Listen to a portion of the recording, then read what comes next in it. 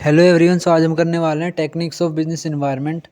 So the business environment refer to all external and internal factor that affect company operation decision making strategy. So आपका जो business environment है वो क्या करता है, वो एक्सटर्नल और इंटरनल फैक्टर होते हैं जो कि इफेक्ट करता है ऑर्गेनाइजेशन को। सो टेक्निक्स क्या होती हैं? Techniques to analyse and navigate the business environment help organisation to adapt remain competitive. So जो टेक्निक्स होती हैं वो हमें एनालाइज करने में हेल्प करती हैं, नेविगेट करने में हेल्प करती हैं बिजनेस एनवायरनमेंट को। सो आज हम वही पढ़ने वाले हैं कौन कौन सी टेक्निक्स होती हैं जिनसे हम बिजनेस एनवायरनमेंट को एनालाइज कर सकते हैं और नेविगेट कर सकते हैं। सो फर्स्ट टेक्निक है हमारी PEST, PEST analysis. PEST stands for political, economic, social and technological factor. So हमें एनालिसिस करना पड़ेगा पॉलिटिकल सिस्टम कैसा है कंट्री का, इकोनॉमिक एनवायरनमेंट कैसा है, कैसे रेट्स हैं, कैसी GDP है, क्या इंटरेस्ट रेट है, ये सब। उसके बाद सोशल कल्चर कैसा है, सोशल इन्वायरमेंट कैसा है वहाँ के लोगों का, सोशल इन्वायरमेंट कैसा है बाहर का। टेक्नोलॉजिकल फैक्टर, टेक्नोलॉजी कैसे चेंज हो रही है, कैसी टेक्नोलॉजी है, ठीक है। So this analysis help identify how this macro environment factor impact a business.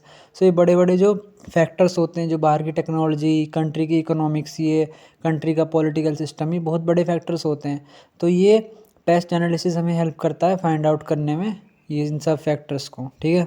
Second आता है हमारा SWOT analysis. S stand for strength, W stand for weakness, O stand for opportunities and threats. So ये help करता है company की strength को find out करने में, कंपनी की वीकनेस फाइंड आउट करने में, कंपनी की अपॉर्चुनिटी और कंपनी के थ्रेट्स, कंपनी को कहाँ से थ्रेट्स हैं, उनकी क्या क्या स्ट्रेंथ हैं, क्या क्या उनकी वीकनेस है, किस एरियाज़ पे वो वीक हैं, और क्या अपॉर्चुनिटीज़ है, किन चीज़ों का वो फ़ायदा उठा सकते हैं।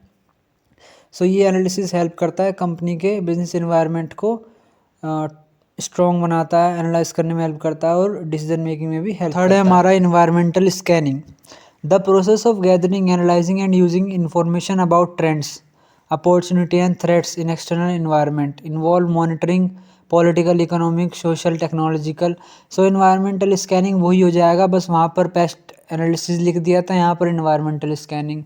सो इन्वायरमेंटल स्कैनिंग में क्या हो जाएगा, आपका बाहर का जो इन्वायरमेंट है उसको स्कैन कर लेना, क्या क्या लीगल हैं, क्या क्या टेक्नोलॉजिकल हैं, क्या क्या सोशल है, सेम पॉइंट है, आप वैसे लिख सकते हो, ठीक है। इसमें कुछ और पॉइंट्स भी थे, वो मैंने लिए नहीं थे क्योंकि वो थोड़े मतलब वैसे थे, बहुत सारे पॉइंट थे वैसे इसमें। अगर कोई आपको अपने कोर्स में या अपने सिलेबस में कुछ और टेक्निक्स हो तो वो आप कमेंट करके बता देना, मैं वो भी समझा दूंगा, उसकी अलग से एक वीडियो बना देंगे चाहे तो। फोर्थ है competitor analysis. Focus is on understanding the strength, weakness, strategy and market position of competitors.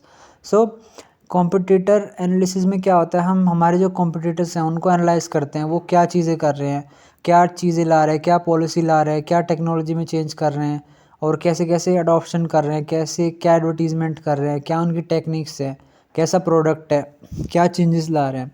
सो ये होता है कॉम्पिटिटर एनालिसिस, ठीक है। सो उनकी प्रोफाइलिंग कैसी है, उनके बेंचमार्क कैसे हैं, उन्होंने मार्केट कितना कितना कैप्चर कर रखा है, मार्केट में अगर 100 लोग हैं तो कितने लोग उनके सामान खरीद रहे हैं।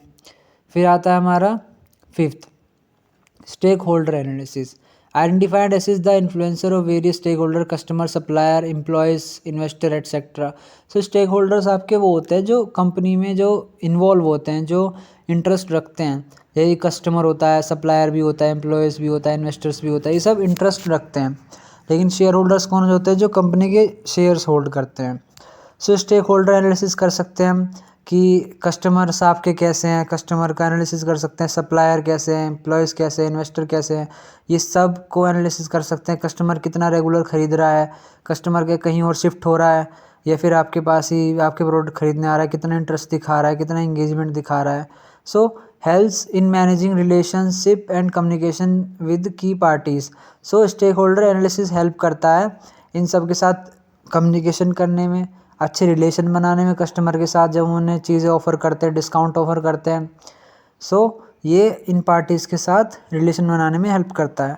सो आज की वीडियो में बस इतना ही। अगर आपको कुछ समझ में ना आया हो तो कमेंट करके बताना, और वीडियो को लाइक कर देना, चैनल को सब्सक्राइब कर देना, और कुछ भी डाउट हो तो कमेंट में ज़रूर बता देना, ठीक है। आज के लिए बस इतना ही। Thank you, bye.